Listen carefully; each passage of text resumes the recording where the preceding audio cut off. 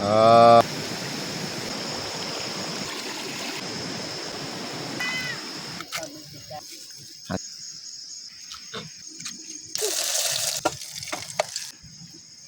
หยอดมักอึเนาะนี่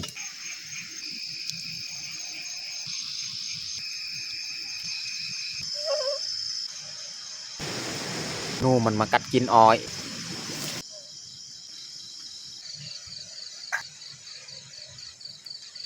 อย่าลืมกดไลค์กดแชร์และกดติดตามเด้อพี่น้อง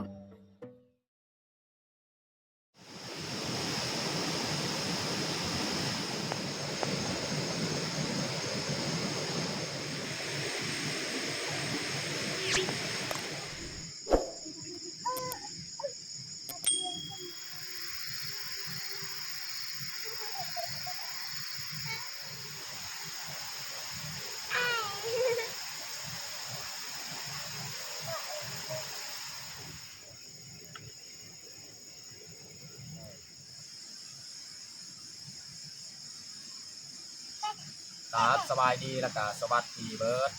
ทุกคนเนาะที่ตอนทับเขาสู้ซองบาวยืนแล้วก็สำหรับตอนแรงวันนี้ถ้าดูคาเนียเขามานอนอยู่เชียงไฮ้เก่าลองมาใส่ชีวิตอยากคืนนึงเนาะอันนี้ก็ด้นและเขาไปพาลูกคาเนียนอนที่นี่เลยมีโอกาสเนาะเพราะว่าช่วงนี้เป็นช่วงฤดูฝนค่อนข้างจะโอกาสทำมานอนให้นี่มีโอกาสน้อยแต่ว่ามื้อนี้ก็มีเวลาบางเลยพาลูกพาเมียมานอนมาใส่ชีวิตอยู่ในสวนไผ่เก่าเนาะ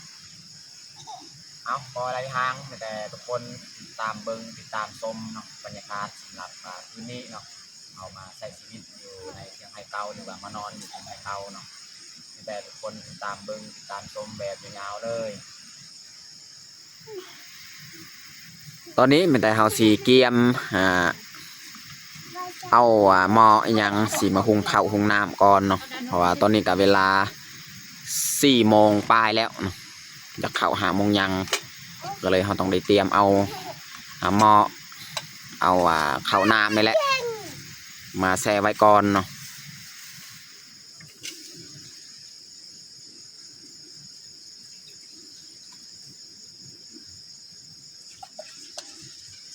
สีมาแช่ข้าวซานจ้าไว้เนาะแช่ไว้ประมาณจาก20 นาทีแล้วถึงเอามาหุงเนาะ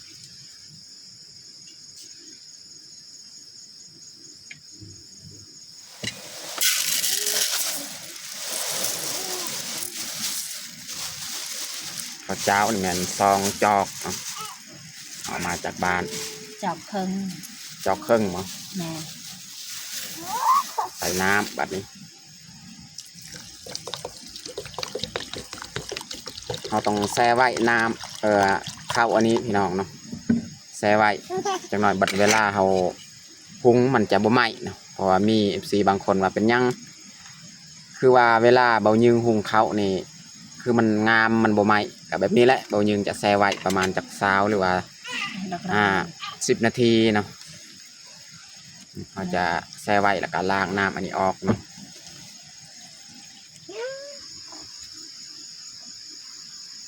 ตอนนี้ก็ได้เวลาแล้วน้องเอาเข้าเฮามาข้างใบเลยเนาะ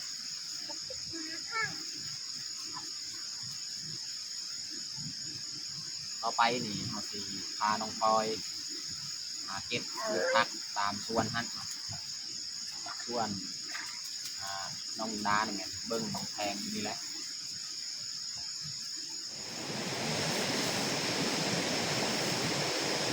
เอาลงหาเก็บยอดมักอึหรือว่ามักพริกมักพายนี่แหละผักตัวไรที่เราสิเฮ็ดกินได้อันนี้มันผักอีคูนะพี่น้องเนาะนี่ผักอีคูนี่อันนี้มันแก้ววันนี้มันแก้วมันเผาไปลงไปเก็บมักพริกอยู่ลุ่มฮะ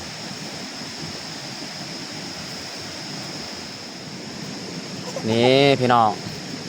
เห็นเห็ดปวกแล้วพี่น้องเห็นปะนี่เห็ดปวกอย่าเฝ้าน้องพลอยนี่เอาสีจิ้มออก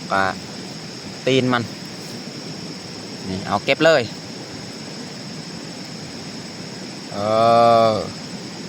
นี่ดอกใหญ่ๆเลยพี่น้องเนาะ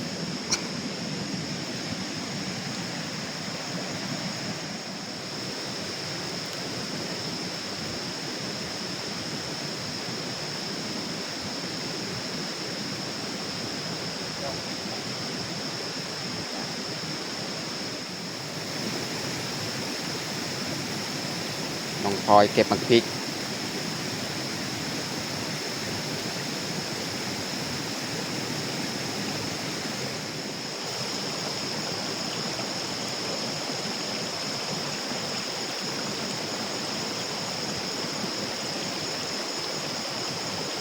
เก็บยอดกระปูด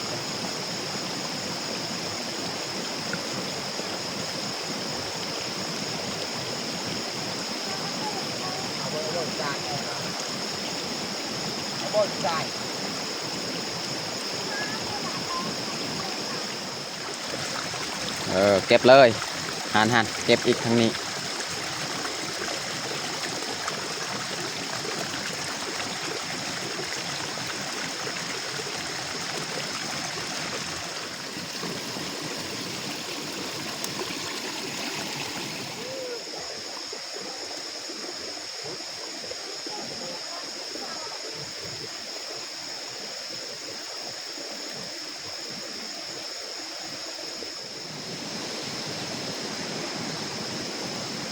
ปลาไก่ตู้พี่น้องนี่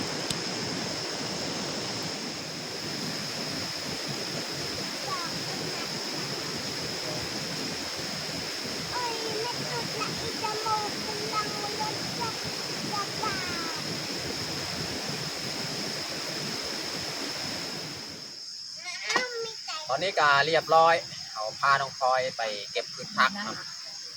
จะได้เขาสีเตรียมไปล้างถ้วยบวงล้างพืชผักเลยเนาะ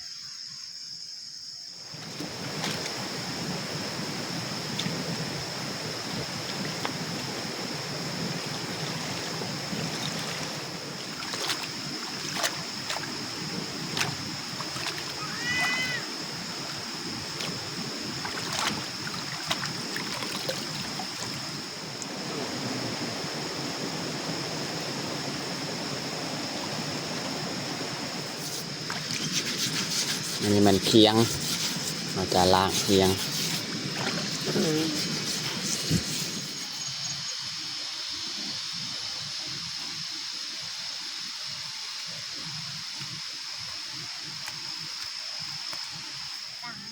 ตอนนี้ก็เรียบร้อยเขาล้างพืชผักเนาะแต่เขาทีเริ่มมาเฮ็ดอาหารเข้าของเขากาหน้าใกล้จะสุกแล้ว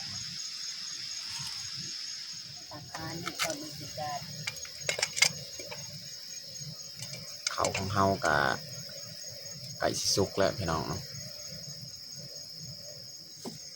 อาหารแรงของเฮากะบ่มีหยังหลายพี่น้องเนาะนี่ไข่3 หน่วยพี่น้องเนาะเฮาสิมาทอดไข่แล้วก็แกงอันนี้เฮ็ดแกงใส่ยอดมะอึแล้วก็ผักกูดเนาะ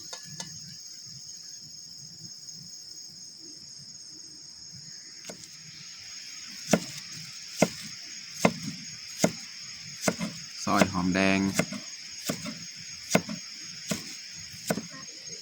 ซอยกระเทียม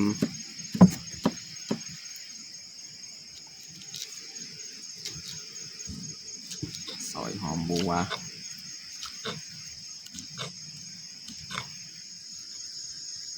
เขาก็สุกเรียบร้อยแต่เขาจะป้งเลยป้งไว้ให้มันเย็นเพราะว่าจังน้อยเนี่ยเขาสิตักเขาออกเขาสิใส่หม้อสิทอดไข่อีกตอนนี้ก็เรียบร้อยเขาซอยเครื่องหอมเนาะมาแต่เขาจะเอาไข่ของเขานี่มาเคาะเลยเนาะ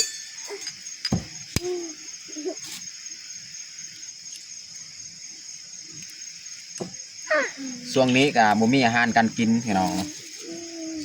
เพราะว่ามีคน อยู่ในหมู่บ้านบ้านเฮาเขาเจ้าขายไข่มีแต่ซื้อไข่มากินและโอ้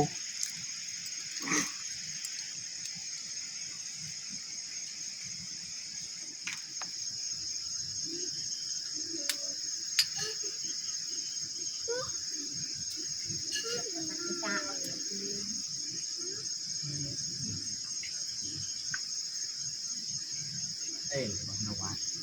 วันนี้เฮาสีมาปรุงเลยเนาะเกลือเป็นนัวเนี่ยเอาไว้อยู่นี่แหละใส่เกลือใส่หอมแดงใส่ดิวหอมบัวข้าวคั่วกระเทียมขิง กระเทียมขิงวันนี้เราจะผสมเลยนี่ฮันเขาจะผสมเลย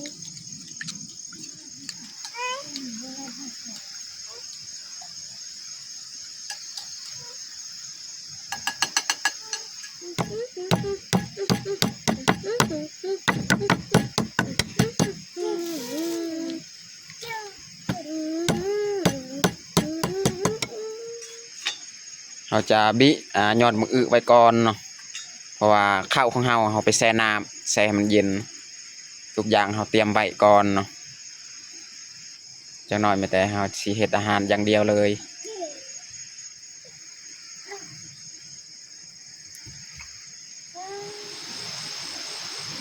อันนี้มันข้าวที่เราแช่ไว้น่าจะเย็นและสนิทเอาเมื่อตักเลยเนาะ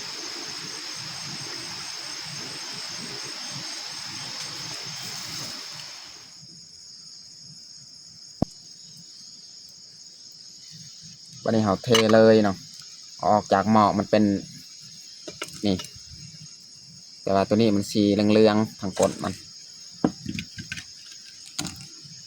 พอดีเลยเนาะ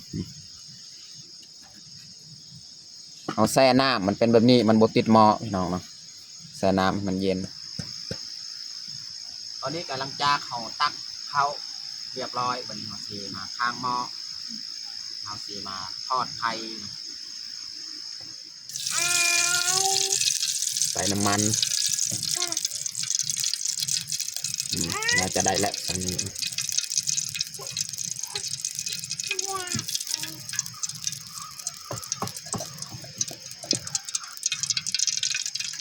นี่เราจะใส่เลยไข่ของเรา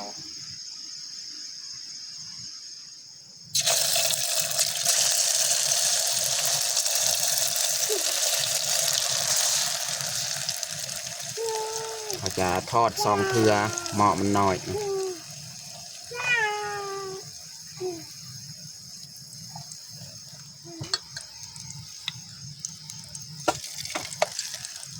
เราจะปีนเลยไข่ของเรา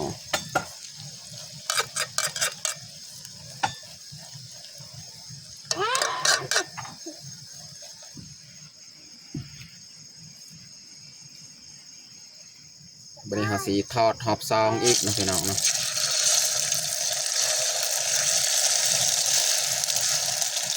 ซองเพื่อทอด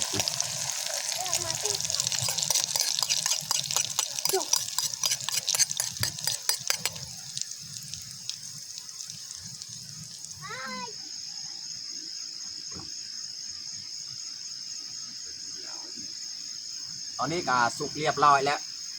ทอดไข่จะพุ่มเลย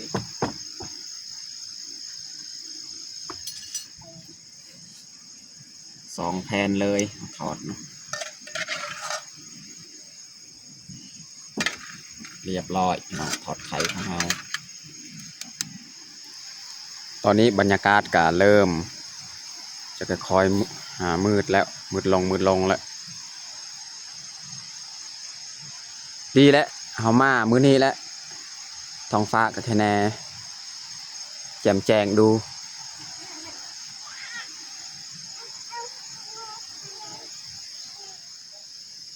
ตอนนี้ก็เรียบร้อย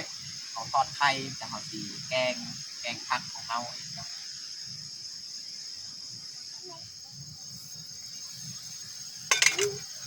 น้ำก็ฟดแล้วบัดนี้เอาสีมา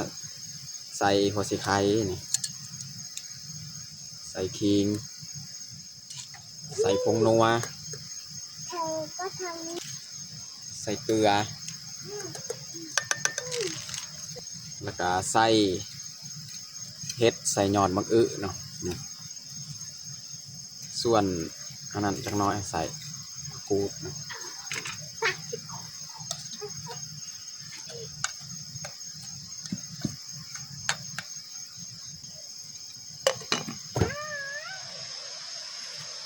บรรยากาศก็สดชื่นพี่น้องยามแรงแบบนี้นะ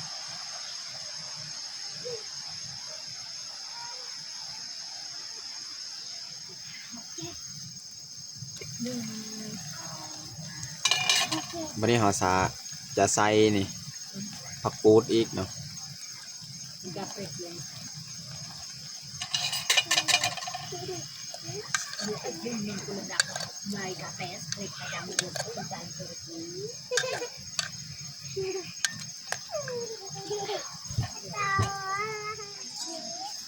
ท้ายนี่เราจะใส่ผักอีตูกับ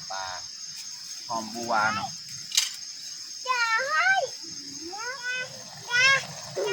ใส่ผักอีตูกับหอมบัวเรียบร้อยพี่น้องเนาะแกงของเรากับบหลายดอกพี่น้องเนาะหน่อยนึง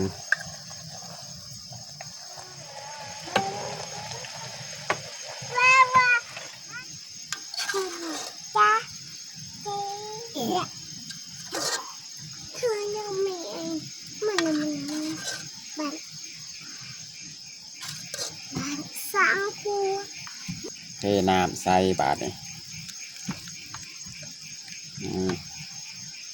เรียบร้อยพี่น้องเนาะแกงผักเห็ดดอกหนึ่งตอนนี้ก็เรียบร้อยเราแต่งข้าวของเราทอดไข่พี่น้องนี่แล้วก็หุ้งข้าวเจ้าพี่น้องแล้วก็แกงยอดมะอึแล้วก็ใส่เห็ดหน่อยนึงพี่น้องเนาะสำหรับอาหารแรงของเรากับบัดนี้แหละตอนนี้ก็เรียบร้อยเราแต่งข้าวของเราแต่ว่าบรรยากาศที่มืดๆเขาจะไต่ไฟเลยพี่น้องเนาะ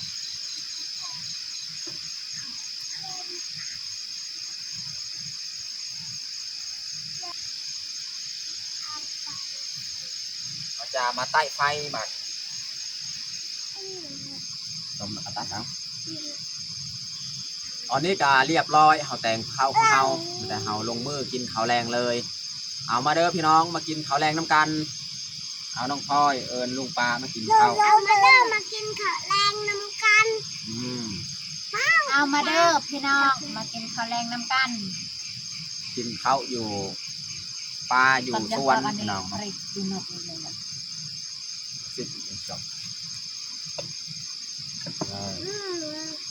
นกจ้าดูนกเยอะปริกเอา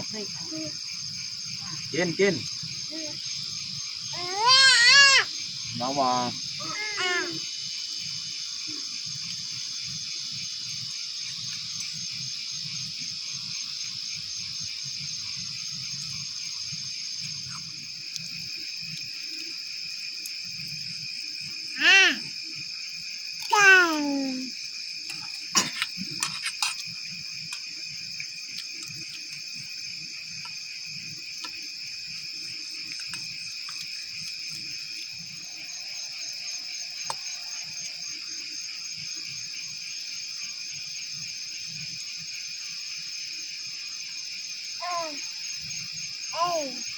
น้าปนเลย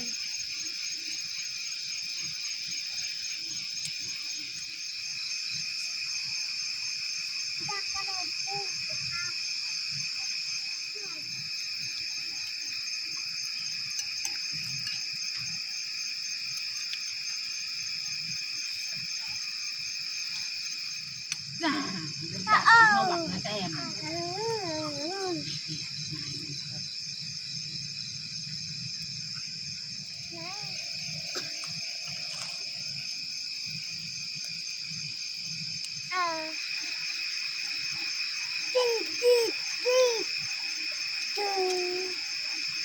กินข้าวอยู่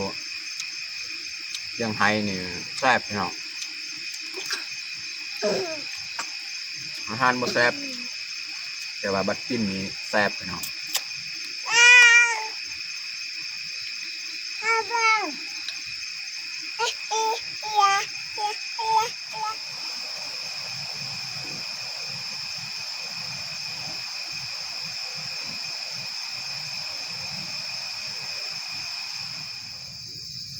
อนนี้ก็บรรยากาศก็เริ่มมืดลงแล้วพี่น้องเนาะ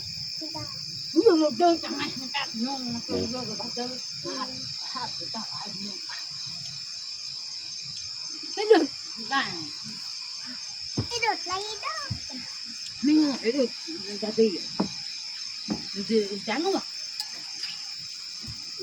กูไม่เป็น ตอนนี้ก็มืดเรียบร้อยแล้วพี่น้องเนาะนี่เบิ่งก็บ่เห็นหยังแล้วนี่ คือออนวาดุด มืดแล้ว ที่กระใส ตอนนี้เราก็กินข้าวกินน้ำก็เรียบร้อยเนาะแต่เราสินั่งพักผ่อนนั่งลิ้นนอนลิ้นนี่แหละ กูไปนั่งเตว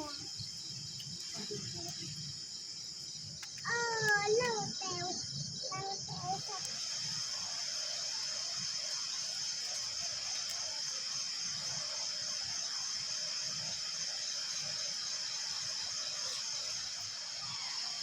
แถวนี้จะเป็นสวนอ้อย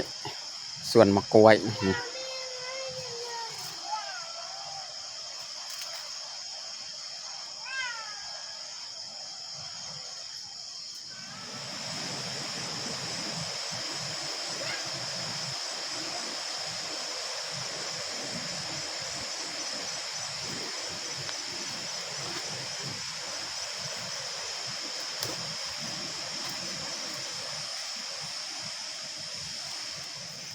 นี่พี่น้องเห็นบ่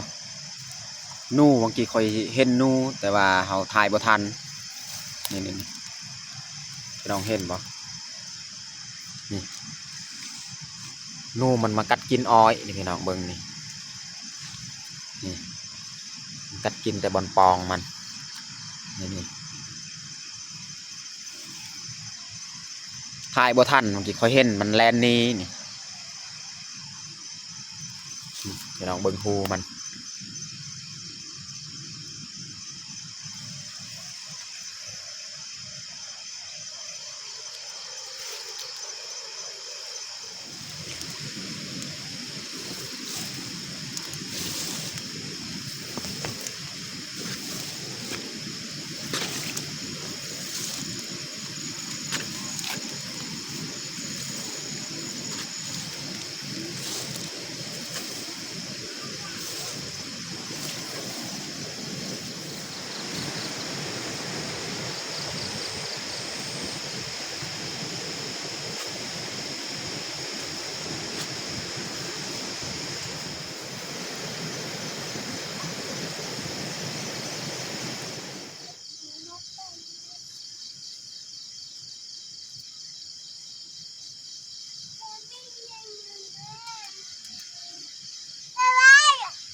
ตอนนี้กาเบายึงไปเยื่องเบิ้ง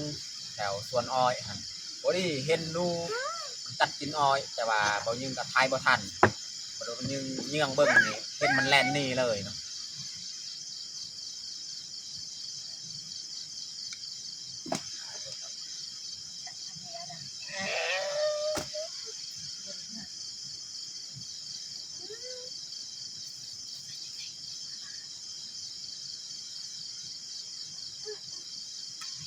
ต่อไปนี่เราสิเตรียม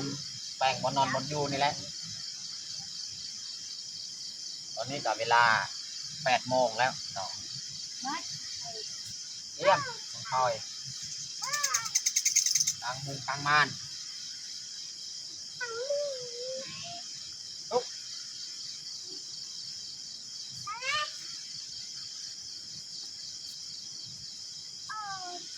เต้นเนาะ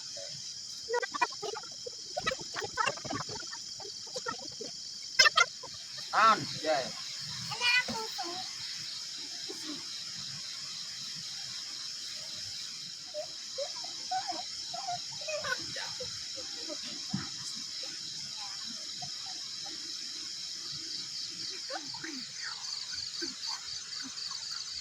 บัดเฮานอนจะน้อยเฮาก็สิปิดไฟเลยเนาะ